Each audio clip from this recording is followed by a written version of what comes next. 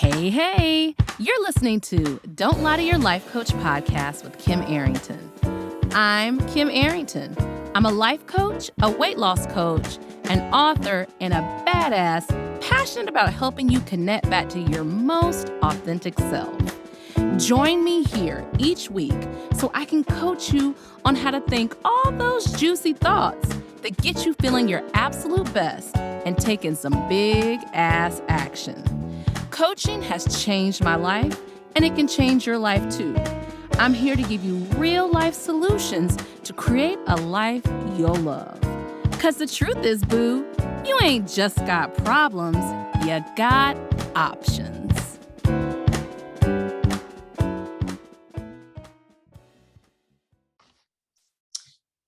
Hey, how you doing today? Welcome back. It has been a minute, y'all. What you don't know is that I record these podcasts. First of all, it's spring fever. I have spring fever, so I need to turn off my timer on my phone. I have to do work blocks during spring. You might not even be listening to this when it's spring. This ain't even gonna come out in the spring. I don't know when you'll be listening to this, but basically I do what's called batching my podcast. Funny fact, I have over 6 years of podcast topics. Titles always come to me. I usually get several titles a week. And so I have 6 years of them. So I just go in and grab one and record it and really think about what I feel like you all need to hear. But before we go much further, if you're watching me on YouTube and if you're listening to me on whatever digital platform you're on, the skin, y'all, the skin, you're gonna end up seeing episodes where my skin is not quite in this shape. The skin is glass. This is glass skin, y'all. Now, this is what's so funny. I was born in 1977. And I grew up in the 80s and the 90s. And honey, we was not doing all this shine. But here we come, pandemicking, and everybody wants the glow. They want the skin. So this is actually, I have worked so freaking hard on my skin. This is like phase 3 of like phase 10. Okay, maybe it's phase 5. But the texture, everything, this glow I have on, only makeup I have on is lip gloss. I got to draw on my eyebrows, y'all. My eyebrows need a life coach because they stop like right in the middle of my head. So microblading is in my near future. But I have that on. I have on mascara. That's the only makeup I have on. Everything else is my serum. And I think this is really good to talk about because one of the things that you find out in midlife is there are things you never really thought about a lot that you want to like go towards. So all my friends were talking about skincare, and I think I just looked in the mirror one day and I was like, I knew I had been pretty not nice to my skin. And I looked in the mirror and I was like, I can see like the age, the progression of time on thy skin, which is great for a wine, but not for my skin. And so I really went in and I'll probably do a video at some point or talk to y'all, take you through a routine. I don't want to shock you with the lack of brow. Actually, it'll be funny because every time I see influencers, I was like, y'all's damn brows ain't, come on. Anyway, so today what we're going to talk about, and I made some notes, is signs you want yourself. Signs that you want yourself. What in the hell does that mean? Signs you want yourself. So I see this a lot on social media. I see this particularly a lot on Facebook, which is where I spend most of my time, Facebook and Instagram, but like Facebook and my homies from college, from like childhood, family, and it never fails. Several times a day, I see a beautiful woman, a smart woman, an incredible woman who is putting up some passive aggressive thing about something the dude did. And I be talking back to the screen. I be like, baby, What you really want is yourself. You want yourself. You think this dude, and listen, I remember when I was there in my marriage. I was there before my marriage. I thought that this person, now remember, I got married when I was 33 and I'm going to be 45 by the time this comes out. I thought this person, I did enough of the work and I was going to meet this person. But no. When you get the person, I feel like that's when the real work begins. I mean, you do some work to get there, but then to be in relationship with someone and to have all the masks fall off, that's why your asses need life coaches to help you through this. Because I've had to coach myself a ton through this, get some assistance through this. And so I realized, and y'all, this is not an old realization. I realized a lot of what I wanted was myself. Okay? Not the house, not the car, not the vacations. I wanted myself.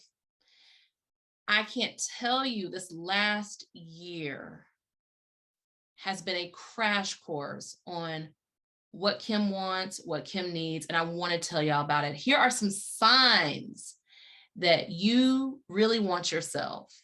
Okay, so I already told you the first one.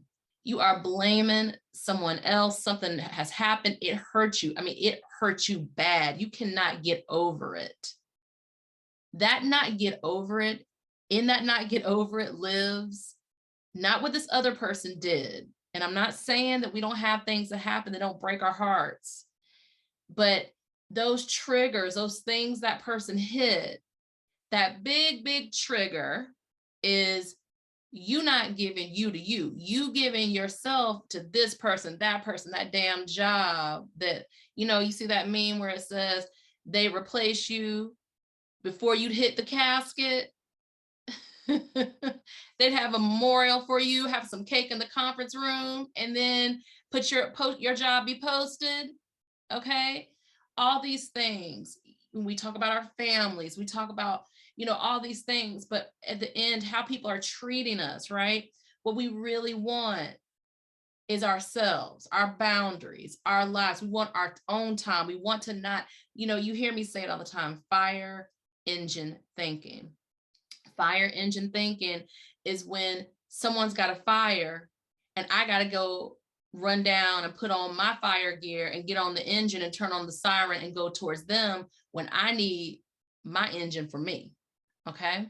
So that's one of them. We're blaming people. Our hearts are broken, maybe so dramatically that it's trying to tell us something. And that something is telling us is that we want us. Okay. So no one can do anything right. You're constantly complaining. Your friends are rolling their eyes. If you could see them. Yeah. I'm of the generation who still talks on the phone. I know y'all like to text. People roll eyes at text too, right? But you're constantly complaining. No one can do it like you do it. That's why you're complaining, because you're supposed to be doing a lot of these things you want others to do. And I'll give you a hint on this. We are passive aggressive animals.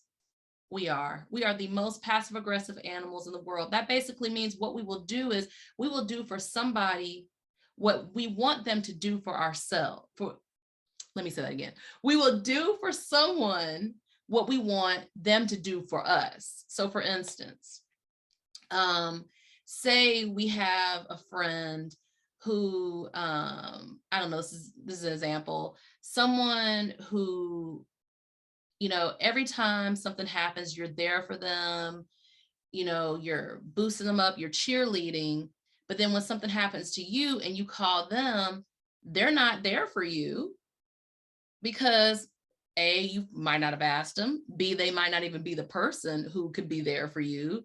C, they so used to you being there for them, they don't even like it when you're in the role when they got to be there for you. But what you're passive aggressively doing is you're being super there for somebody because you want someone there for you. And that person you want there for you is Y-O to the U. That's what you want. Okay? You're hot and you're cold. There's a song lyric. When I just said it, I don't know what the song is. Maybe y'all know. So you're hot and you're cold. What does that mean? You are loving this person. You are hating this person 5 minutes later. You love that job. You hate that job. You love your house. You hate your house. Now, there's a certain amount of hot and coldness that just comes with being a human. But if your emotions are turning on a dime all the time, like you're spinning from this to this, it's telling me that that person, that job, that thing you're looking for, that happiness, that fulfillment, you're looking for yourself. How do I know that? Because there's nothing else that's going to, we all feel like we have this gaping hole in us. And that gaping hole is a relationship, is a true friendship, is a deeper knowing of who we are. I'll give you an example. My knees and my ankle, my Achilles will give you an example. I just started taking a tennis class. Now, y'all, last time I played tennis, I was terrible. My daddy, God rest his soul, was a great tennis player. I was signed up for Duke tennis camp a million moons ago. I can literally see Barry with his Jerry curl in the picture with me. I got to find that. I see it, right? I was terrible. Now, there's a part of me that's always wanted to revisit tennis. But y'all, this has been a year of me. I will do whatever I want. I will try it all. I love being a beginner. That's something else y'all need to work on. That's a whole nother podcast. Don't I always say that's a whole nother podcast? So I'm taking tennis lessons. I'm loving it. And I'm seeing the side of me. I walk off the tennis court. Well, I hobble a little bit off the tennis court. And I'm like, oh my God, I'm actually pretty good. This is so much fun. I love being a beginner. I'm thanking the instructors. I can't believe it costs $40, y'all. It's 4 weeks. It costs $40. I can't believe how much I love this. And this trumps any dude who calls me or called me back in the day, or this trumps me waiting on my phone to ring about what my girlfriends are doing. I have this deep experience of myself, and it's extra delish because I felt like I didn't quite get it back in the day. So that's what I'm talking about. And it could just be that you want to, and when I get to what's going to help you with this, we're going to come back to that tennis thing, okay? Things just feel off. Things feel off, y'all. You don't understand why. You're just like, you have this kind of feeling of dis-ease, like you feel uneasy, you just don't know, you're just not yourself, you just like, you feel maybe even some depression, maybe some anxiety. You're just like, is this all life is about? No, bitch, it's not. This is not all that life is about. Life is about you getting to know yourself. Life is about you building community too, and attuning to other people and having relationships.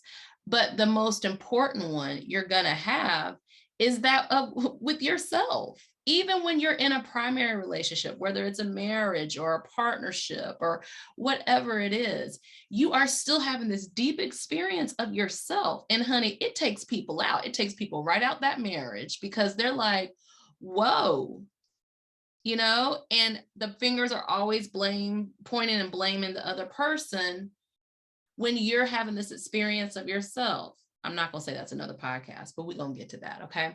So you're jealous. Y'all, I experienced jealousy twice this weekend, and I am so grateful for jealousy. Now, I'm just not a chick. I compete with myself. So when I felt the jealousy around 2 people who had professional opportunities that I didn't get, all it did was tell me that I'm ready for that type of professional opportunity. I literally felt great for them. I was excited that they got that opportunity, but I had that little tinge and I was like, There's that jealousy telling me a direction I want to go into. I don't stay mad at them. I'm not bothered by them. I just simply get to go in that direction or not. Jealousy also goes away. Okay. So I had that moment where I was like, I've made a little note. I want to try this. I want to try that. Back to normal. Okay. Here's another one. Your personality, your irritability has changed. You're an overwhelmingly positive person, and now you're like Winnie the Pooh's asshole. Okay. You hate everything and everybody. That happens. Sorry, Winnie the Pooh's asshole. But the point is just that something has changed so much in you that you're just like, I don't really know who I am. I don't really know what I want. I used to like this. I don't like that. You are at odds. You're not sure. Now, I want to tell you, there's a book called The Personality is Not Permanent. I hope I will mess up a book title that talks about how you're going to change. You're especially going to change in midlife. Like all of us extroverted people, we are going to become more introverted. And some of those more introverted people, they find a little bit of their extroversion. You could change. You definitely could change, but that's not what I'm talking about. I'm talking about the kind of change that makes you going back to that kind of uneasy feeling, like you're snapping at people. You are frustrated. You have given all of the fucks. You've given them all out. You don't have any for yourself. Your I don't give a fuck muscles have atrophied. You care about everything, and everybody is bothering you. This is your chance to pull back, take some time, find yourself.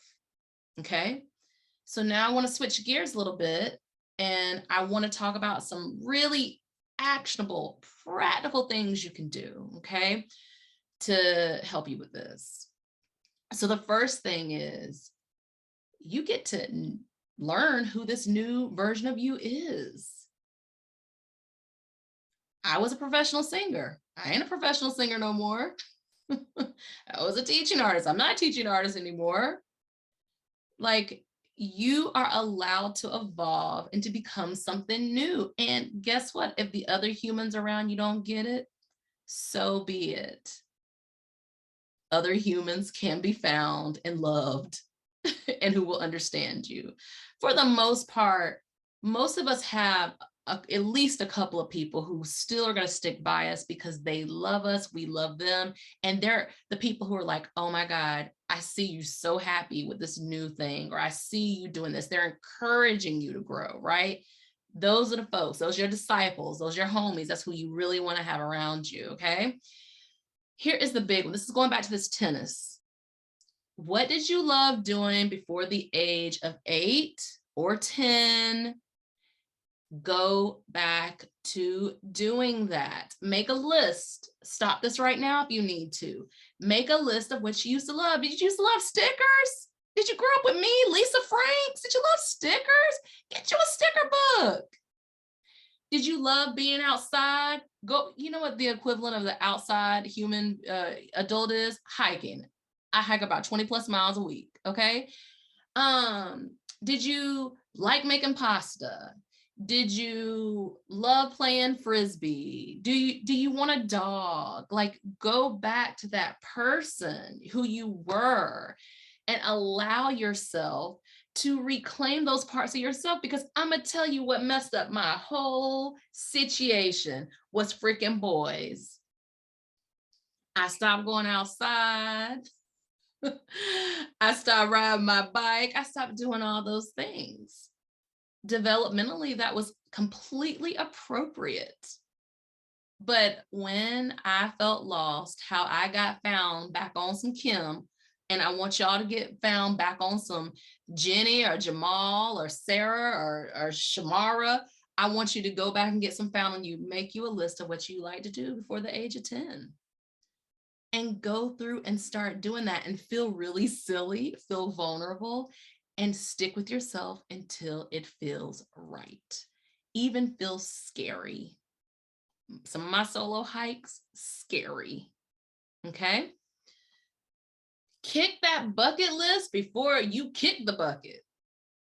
all of us have a couple of things that we want to do before we get out of here.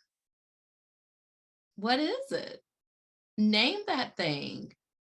Start making plans towards that thing. We all know we had the pandemic kind of came and smacked us down and made us question all the things. Well, now go back to that list. Does it need to change? Are there more things you want to add to it? Commit to doing some of those things on that list. Don't let that fire engine, don't let that fire engine thinking getting in the way where someone is this. Okay? Talk to your spouse, talk to your partner, talk to your friends. Say, hey, this is what I want to do. What's on your list? Let's hold each other accountable that we're going to do these things, okay? What do you want to stop doing that you've always done? I can give y'all some hints. That freaking people pleasing gets old. Trying to fit yourself into whatever box anybody wants you to be in, that tears you up and turns you inside out. What else do you want to stop? You want to stop going to church every Sunday? Then stop going. What else do you want to stop? Were you a vegan for 10 years and now you don't want to be a vegan? Or have you been a meat eater and now you want to try veganism? Try on some lives, watch some documentaries, read some books, do some things so you can experience, and then maybe you try that. But you got to stop doing some things sometimes to get the new thing going, right? You sick of dealing with dudes with just friends with benefits? Y'all know me. I'm like, do whatever you want as long as it's what you really want to do. You want a relationship now? You don't want just friends with benefits? Stop the friends with benefits. Go for relationships. Hey, I remember when I did that. You know, think about what you want to stop doing. It's just as important as what you want to start doing. They work hand in hand, okay? Do for yourself what you want others to do for you. We already talked about that. Stop trying to import people's support. Give yourself your own support. Don't be so quick to answer the phone, feel uncomfortable, and listen to people and not try to come in and rescue and save. Give that little cape to yourself. You're worth it, okay? Stick with yourself until you feel grounded. You're not going to always feel good, y'all, when you make change. As a matter of fact, a lot of times when you make change, you're going to feel incredibly uncomfortable. And that's how change is designed. So don't be sitting there waiting until you feel happy or being happy to start. Go ahead and get going. Feel the discomfort, notice it, state it, keep going anyway. That discomfort turns to a grounded feeling, and that grounded feeling can give way to happiness, gratitude for yourself, all those things. But stick with yourself until you get it. Okay? Like I'm gonna stick with myself until I become Serena Williams on the tennis court. All right. Let go of what you thought you were gonna be. I say this all the time to people. Life does not turn out how you thought it would. Take that person who you thought you were going to be, give that person an energetic hug and send them on their way. If you're constantly running that tape of, I was supposed to be this way, it was supposed to be that way, especially y'all when it comes to love, I was supposed to be with him, I was supposed to be with them, I was supposed to be with her. If you're doing that all the time, it's going to make you feel cray. Okay? Let go of who you thought you were. Let go of who you thought you were going to be with. Let go of what job you thought, where you thought you were going to live. Let go of that identity and welcome in this identity that's coming. If you're in midlife and you're midlife sexy, like all of us here, you could change. If you live to 80 or 90 years old, how many more times can you change? That's exciting to me. Maybe find some excitement where anxiety lived, right? Okay. use what you already have. I mean like this metaphorically and like literally, right? That face cream, that dress you never wear, to the special occasion, that perfume, that tennis racket that stays there, those golf clubs, that PTO, that vacation time you never use because you don't want people to know you take vacations. Y'all, the toxic work environments, that's gonna have to go. That's top. I should have put that as one of the reasons. Okay.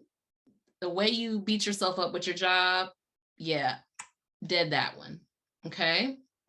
So let use what you already have. Think about it. Open your closet, open under your sink.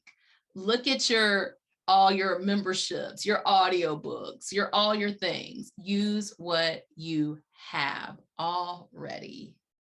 It wants to be used. That is a way to get to know yourself in different environments. It's kind of like what I think about when I think of dating. I want to know who dude is when the waitress messes up. I'm sorry, we don't say waitress anymore, where the server messes up. I want to see who he is in the traffic when someone cuts him off. I want to see who he is when he's too hot on a hike. Like, turn that on you. I want to see those things about myself, right? Okay. And of course, my favorite one, hire you some help, a personal trainer, a meditation coach, a life coach. Join a membership that focuses around whatever it is you want to do. Hey, you've been talking about wanting to run or lose weight or, learn plant medicine. Join a membership, go on YouTube. And I really want to say, like, there's nothing wrong with freemium. That's the free route. But sometimes we take things we often take things way more seriously when we're putting some skin in the game, some sweat equity, and some moolah, some money, okay? So hire someone. A life coach in particular can help you work through these things. Now, if you're interested in working with me, at the beginning and at the end of this podcast, you'll hear my information on how to do that. So yeah, at the end of the day, all of this can change. How you feel today does not have to be how you feel tomorrow. Okay? All right. So this has been a good one. Y'all know what I always say, do not lie to your life coach. Like, tell us the truth, tell yourself the truth, and everything begins to feel better. Cannot wait to talk to y'all next week. Have a good one. Are you feeling what you just heard? Good, good. Repeat after me. You don't have to figure it out on your own again anymore. I'm here to help. Head over to KimArrington.com and download my free video series dedicated to getting you feeling your best right now. Look around, there's some good stuff waiting on you. Got questions? Well, we're always talking on the socials, so find me on YouTube, Insta, and the book. Don't be shy, y'all. Go listen to another episode or join me here the same time next week. Finally, don't keep good shit to yourself. Share this with a homie that could use some help too. Remember, we're not lying to ourselves anymore. We're not lying to our doctors. And you damn sure don't lie to your life coach.